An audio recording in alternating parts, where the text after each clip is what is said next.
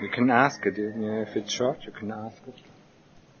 If it's a short question, and then maybe... I don't know if there is an answer to that question, so something I was thinking today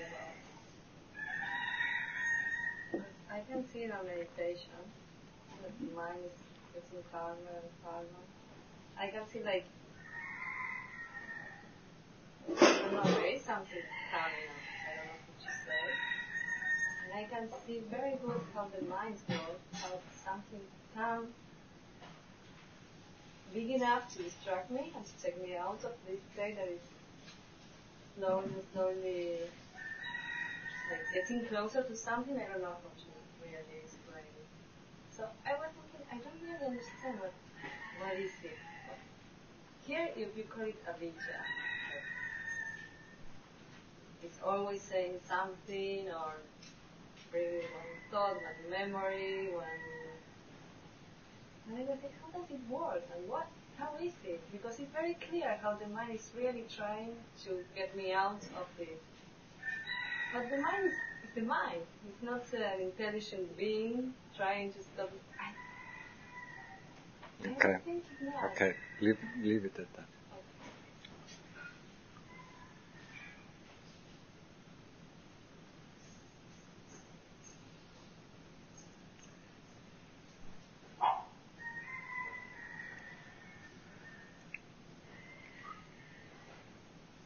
Yesterday somebody asked me,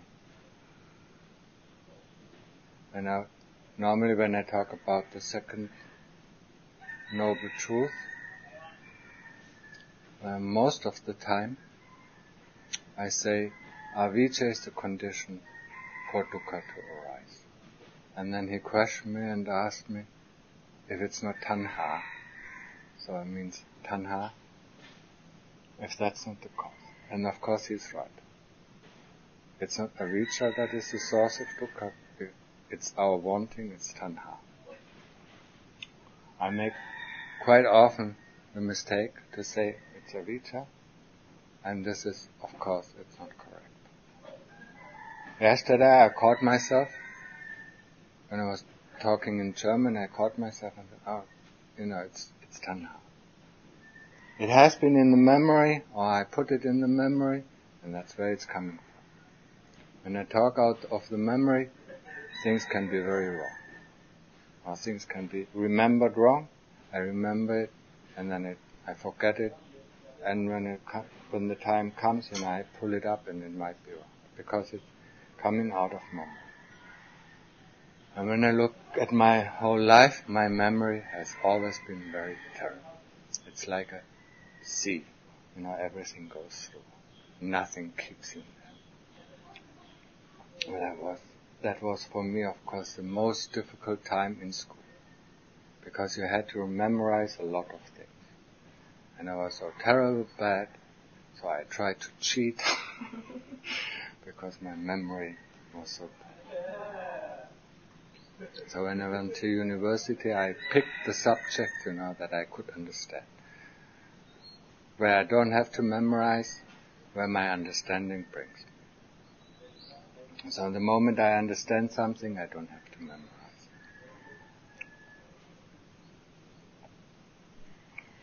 And with these things, with the Buddhist scriptures, I do remember things wrong. So you have to forgive me for that. Most of the times I'm not talking about the scriptures. Most of the times I'm not talking about the teachings of the Lord Buddha. Most of the time I talk about practice. And practice, and it was nice that I just heard this morning a talk of Tan Achan where he just mentioned the same topic, where he said the moment it goes into memory, it goes there and disappears there, and sometimes when you talk about it, you cannot call it up fast enough, so it comes out wrong. And then he says the moment, something is coming out of the chai, that means heart, then it's right. And it's always right. But that, of course, only is valid for the heart that is experienced. In Thai it's called Lakchai, the heart who is experienced in Dhamma.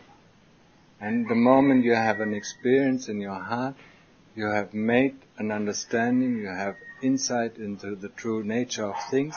Whatever comes out then out of the heart, out of this experience, or when you talk about your insight, then this is correct. Correct in the way of Dhamma, correct in the line of the truth.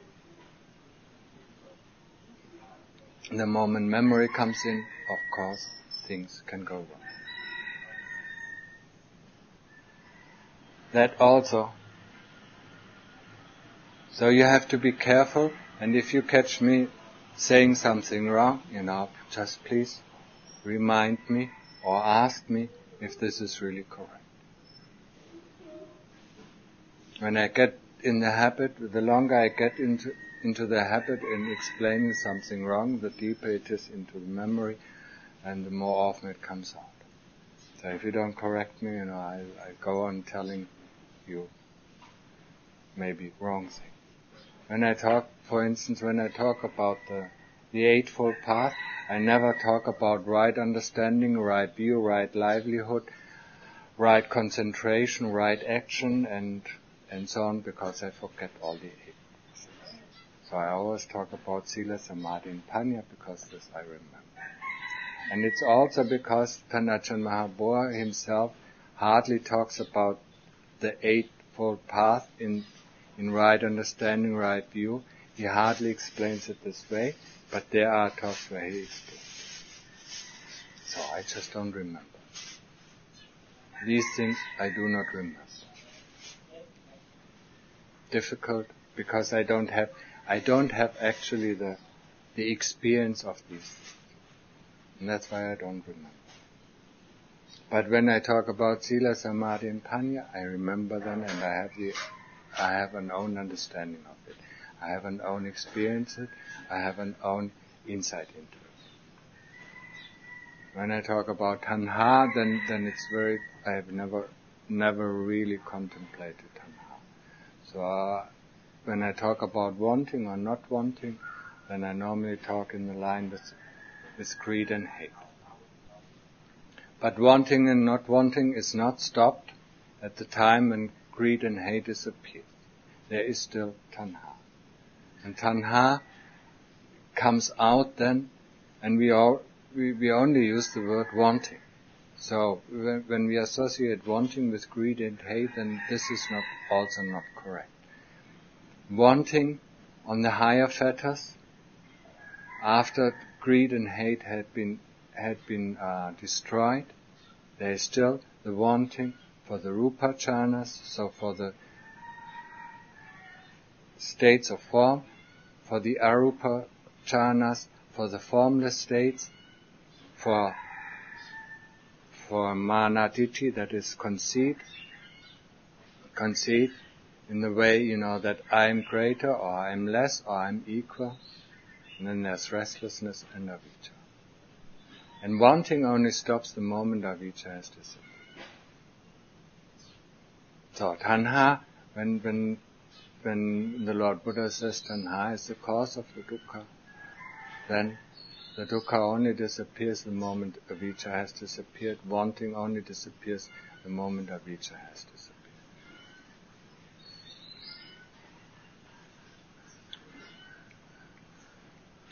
So you have to forgive me, and you also have to listen.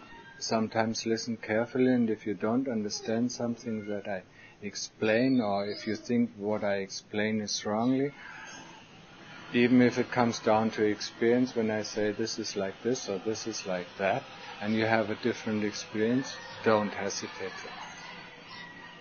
Maybe it's the same experience, or maybe you can prove me wrong. Actually, you can do me a big favor by proving me wrong. That actually means that you have to have done quite a bit of work to prove me wrong. So it's something good for you, and it's something good for me to know.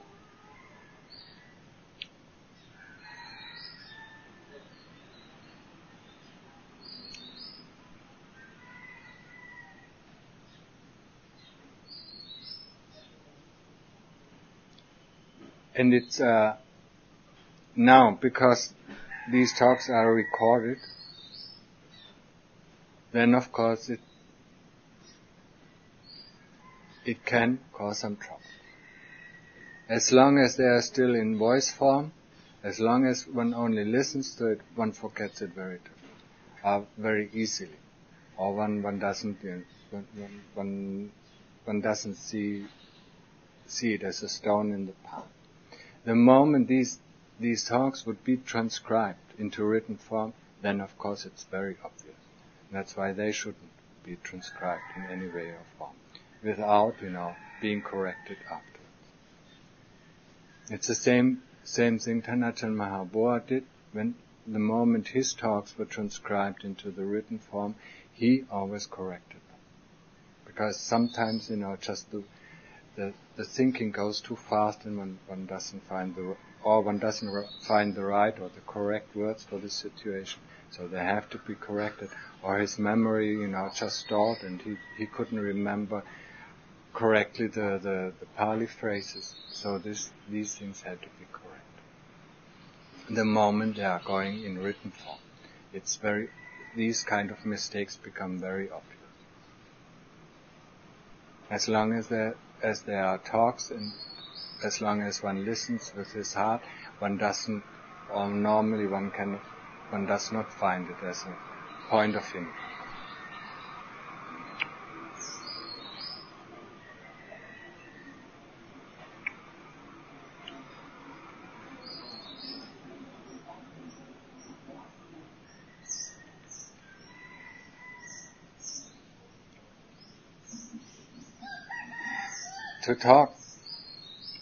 To talk about this experience that happened in a realm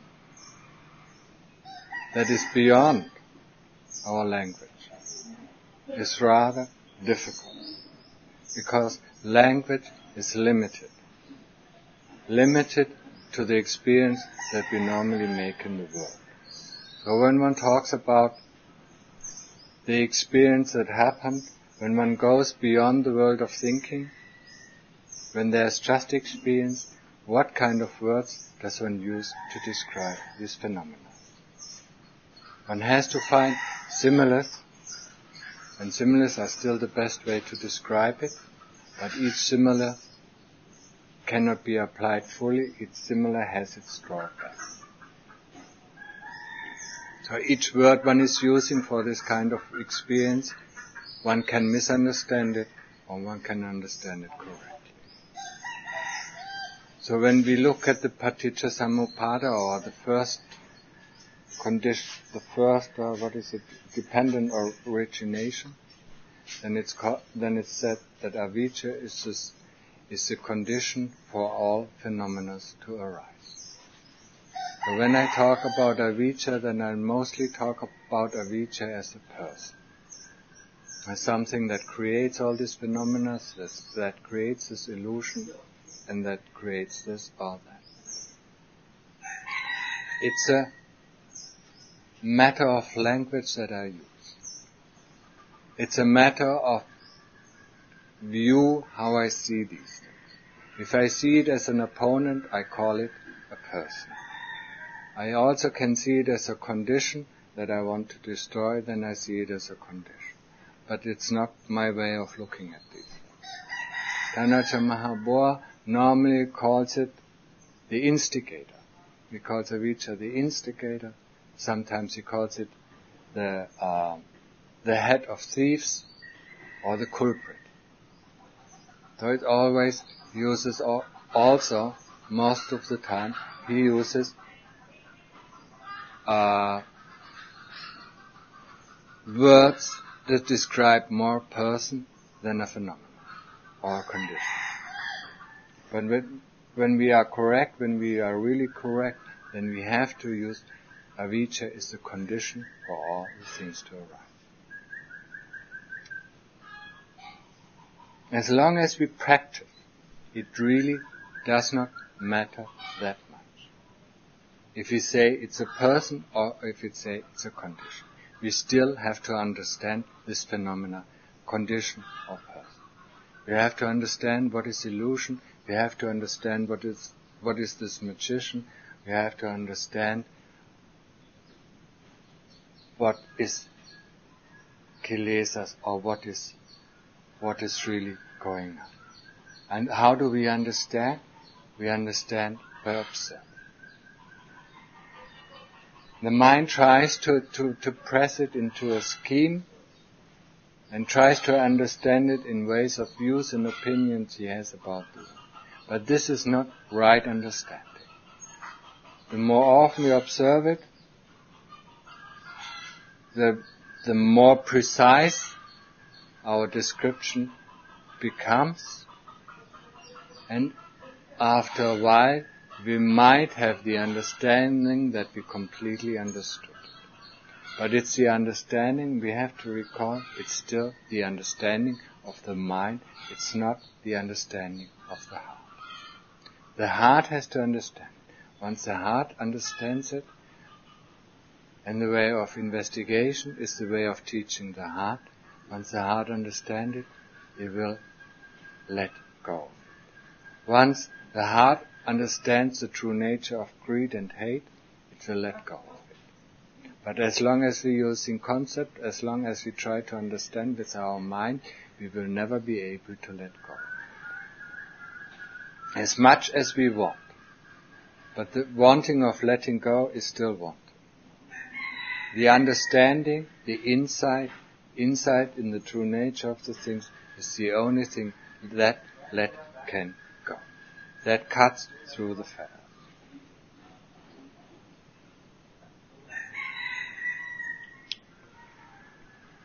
So this is something that we have to understand. The deeper we go, the more unfamiliar are the things that happen. But we do not jump into this unknowingness, or we don't jump in this sort of things. We go slowly. The more we unravel, the more we understand. The more we understand, the more we can unravel. It's like a good example or a good similar is cleaning up the attic of your house. In the attic of the house you have stored for eons and eons of lives, all the memories, all the things that you still didn't want to throw away, that you still keep within your heart, and the heart is in the attic. So, once you decide to clean up the attic and to throw out all those things that are in the attic or that are in your heart, then first of all, you have to force the door open because it's so cramped. You have to force the door open and take out the big things first. The big obstacles. Once you removed all the big obstacles, then the smaller items come.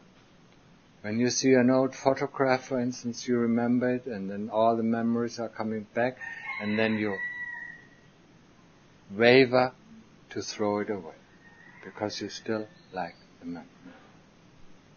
So when you clean up your attic and want to make it really clean and make it really lightning or really bright, then you don't waver. You see that photograph and you chuck it out. You throw it out. Once you removed all these gross items and then the small items and then the little items, then you start to clean up the dust. You take a hoover and clean it up, and then after you clean it up, you clean the windows, you wipe the windows, and the sun is coming in. Once the sun is coming in, you will see more dirt. And then when you see the fine dust or the fine dirt, you wipe it with a wet cloth, you wipe it off. And then, after you wipe off the dust, you see the stains. Once you see the stains, each of these stains have to be cleaned differently.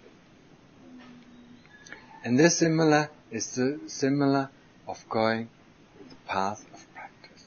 In the beginning of the practice, the obstacles are big, but once they are removed, they give us the feeling now we can move in our heart, giving us a feeling of freedom. Yet we don't see all the dirt or the small items. We have the feeling that in the attic now there is some room, or in our heart now there is some room, and in the beginning we might not see all the small items that are still cluttering the place, or still cluttering the attic, our heart. So it's a long, long process.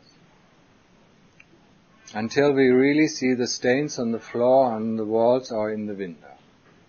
And then, one by one, we remove. Our wisdom of removing it has been trained from the big obstacles down to the small obstacles.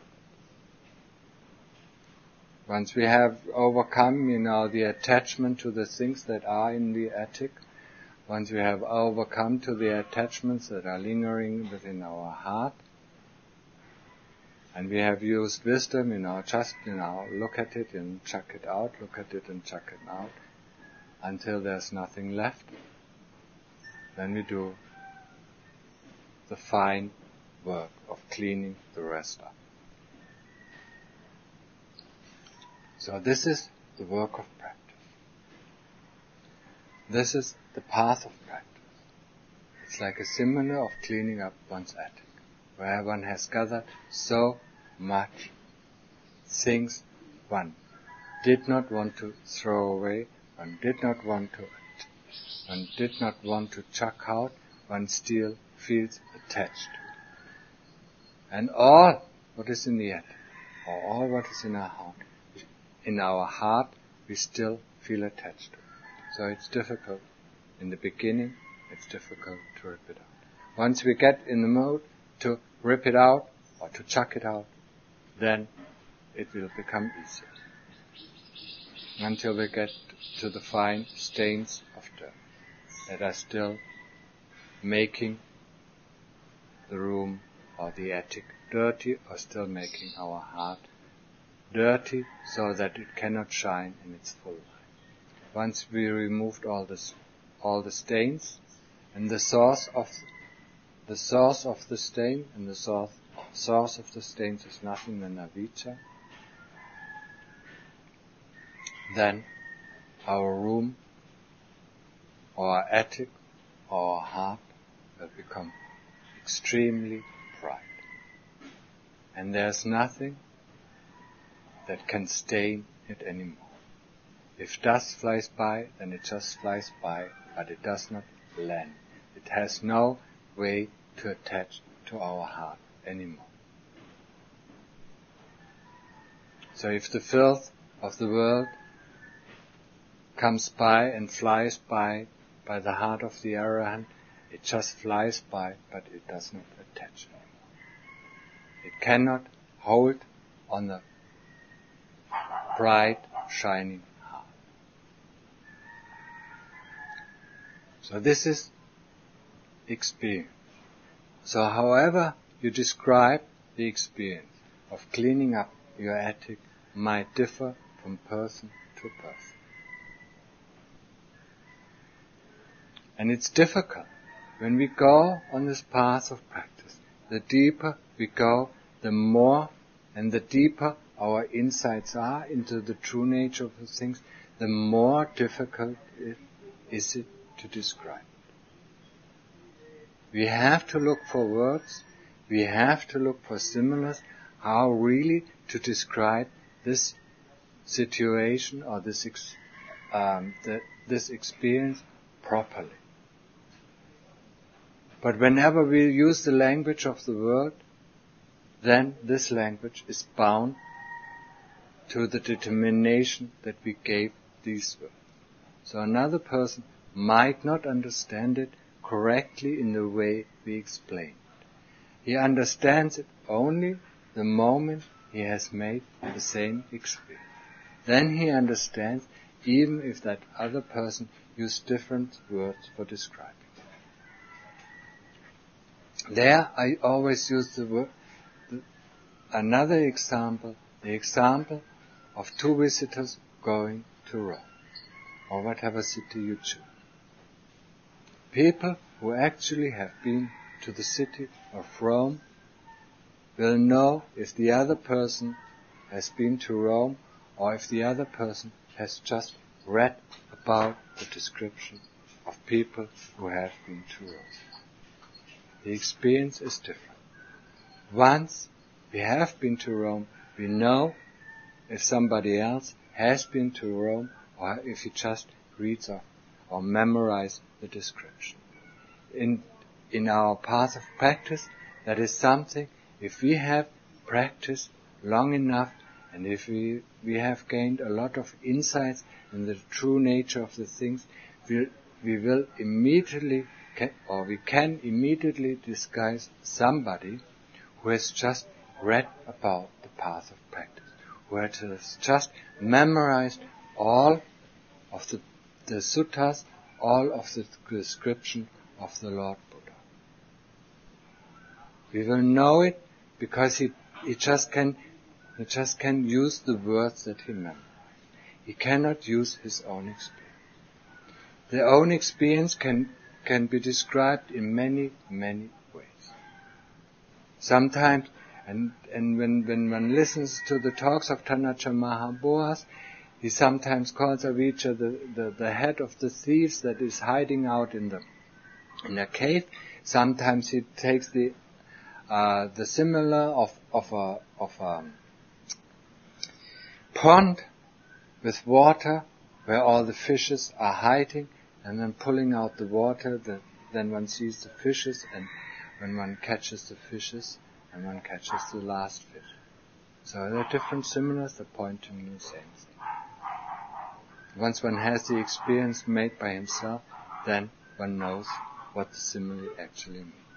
As long as one doesn't understand, one has to take the simile as a guidance.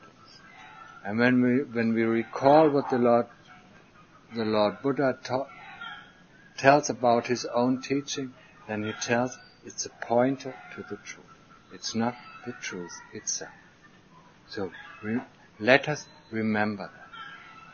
He gives pointers along the path. He gives many pointers along the path. But the pointers itself are pointers to something. If we haven't gone the path, we do not actually know what the pointers are or what they are pointing to. We can memorize the words of the pointers, but we actually do not know the experience that is the source of it, where this pointer, for instance, tanha, points to. What does tanha mean? What does avijja mean? What does dukkha mean? What does greed and hate mean? They're just, for us at the moment, they are just words where we have quite a bit of understanding or views and opinions about it. So I want you to remember this. When we talk about the teachings of the Lord Buddha, then they are pointers to something that we actually, when we go the path, can experience for ourselves. That's why I said, ehi pasiko. It's clear and obvious for everybody who has gone the path. It can be clearly seen within one's own heart. It can be clearly experienced within one's own heart. Just the memory of it is not enough. The memory of that all the things in this world, when we attach to it, brings dukkha in our heart, is not enough to let go of this dukkha. The understanding of what is actually taking place, that will remove the dukkha from our heart, or that will remove greed and hate. Only if we understand it, or only if we go the path the Lord Buddha so kindly teaches us, then we will understand. And we understand this kind of understanding or this kind of insight takes place within our heart. Once we have the experience, we can talk about the experience. Once we talk only about in terms of memories, what we remember this teacher said, or that teacher said, or the Lord Buddha said, then it's still not our own experience. So,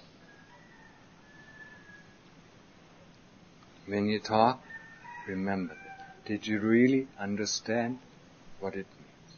If you know it within your heart, then there is no doubt that you really understood it. If you can doubt it, what you understood, then you really have not yet understood it completely. Then you still have to do the exercise or do the practice until you really understand. Once you really understood it, once you really saw inside the true nature of things, then there is no question. And that is the way how an Anagami knows that he is an Anagami, and that is the way how an Arahant knows that he is an Arahant, because he has seen the truth within his own heart.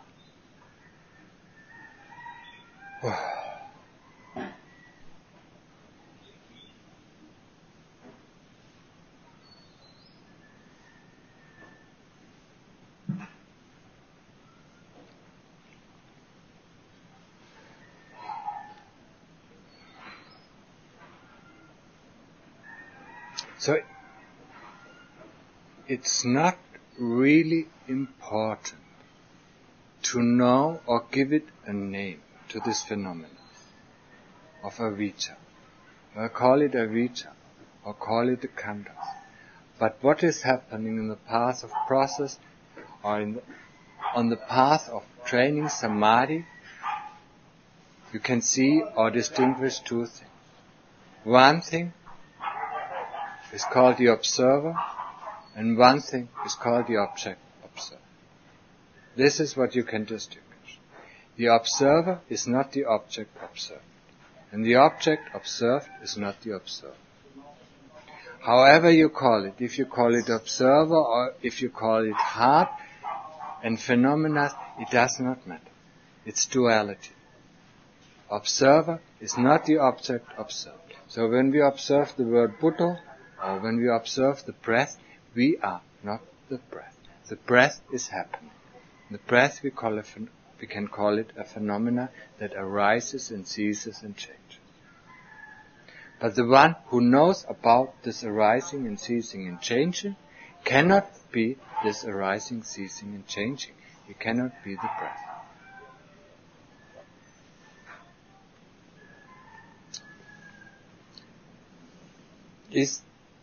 I hope you understand it. And it's the same thing with investigation. One who investigates the skin, he cannot be the skin. One who investigates the flesh, he cannot be the flesh. He knows about the flesh, he knows about the investigation, he knows about tearing it up, dissecting it, and breaking it up. And it's the same thing with thinking. We know that a thought arose. So, the one who knows that this thought arose, is he the thought? He cannot be. If we look at a leaf, or if we look at a flower, are we the flower? We see the flower, we observe the flower, or we see this animal, or we observe this animal, but are we this animal?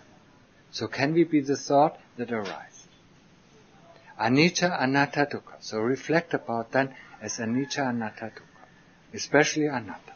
That is not me, that doesn't belong to me, that is not myself. This arises and ceases and changes all the time. Whatever arises and ceases and changes all the time, that cannot be myself. So whoever knows about these things, whoever knows about this arising nature, or ceasing nature, or changing nature, or the nature of anatta, or the nature of dukkha, cannot be the dukkha itself, cannot be the anicca itself, or cannot be anatta itself. It's something different.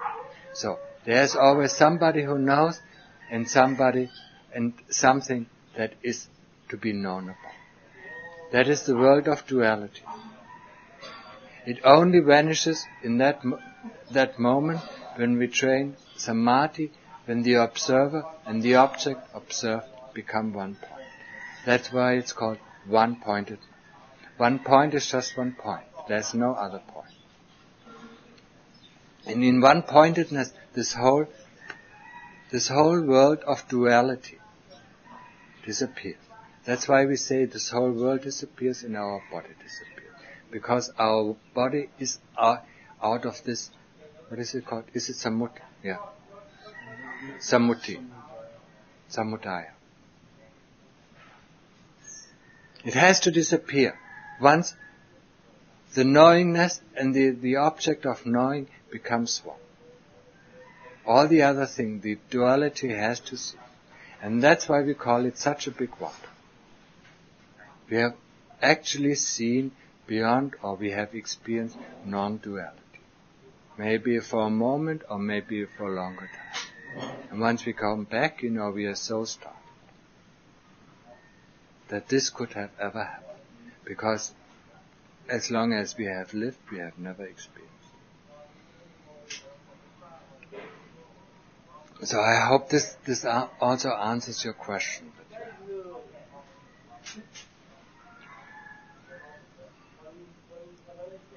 There was another question that was raised.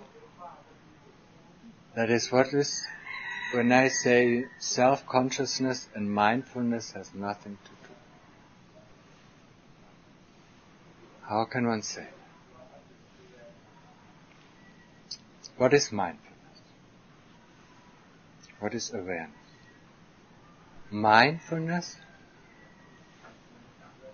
is mindful of what is going on. Awareness is aware of what is going on.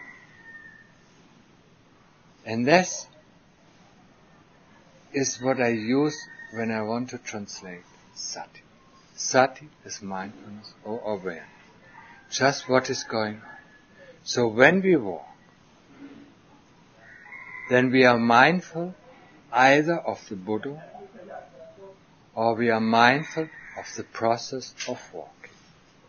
That means the process, the mindfulness of what kind of muscles are moving. The mindfulness of what our skin is coming in contact with, or whatever you choose. Mindfulness or sati is explained by the Lord Buddha in a very, very descriptive way. He said, when we waking up, we are mindful of waking up. When we are opening our eyes, we are mindful of opening our eyes. When we get up, we are mindful of getting up. When we dress ourselves, we are mindful of dressing ourselves.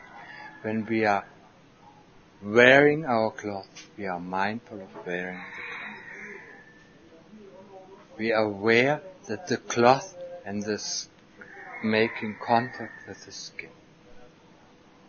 So self-consciousness is thinking, I'm walking, is thinking, I'm doing this, is thinking, I'm doing that, is thinking, how mindful am I? But what has it to do with mindfulness? The big difference is there. I'm thinking. When I'm mindful, I'm actually not thinking, I'm observing or knowing of the things that are happening, are aware of the things that are happening. So when I think I'm practicing very well, that has nothing to do with practice. It's just one thought. What does a thought have to do with reality? Reality is much more closer to being aware of what is happening. If we are aware that a thought arises, it stays on and it ceases, that is called mindfulness.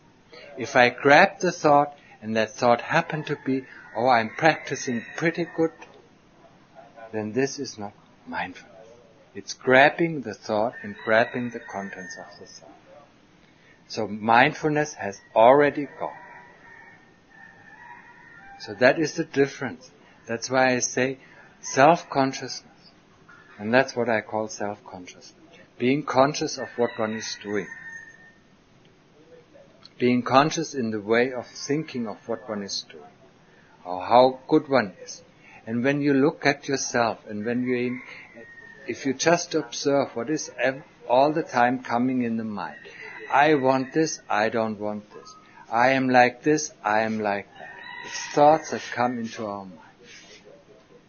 But what does it have to do with mind? When we are mindful, we see a thought coming in, and then we pull back our attention back to the object of attention. That is either the breath, or the Buddha, or the object of investigation. That is called mindfulness, that is called awareness. Self-consciousness is not this. Self-consciousness builds on thoughts. I am like this, I am like that, I want this, I don't want that. That's where I use the word self-consciousness. So that is the big difference. So when I'm sweeping, when I'm really mindfully sweeping, I'm not even aware that I am sweeping. In the end, mindfulness just becomes the process of sweeping.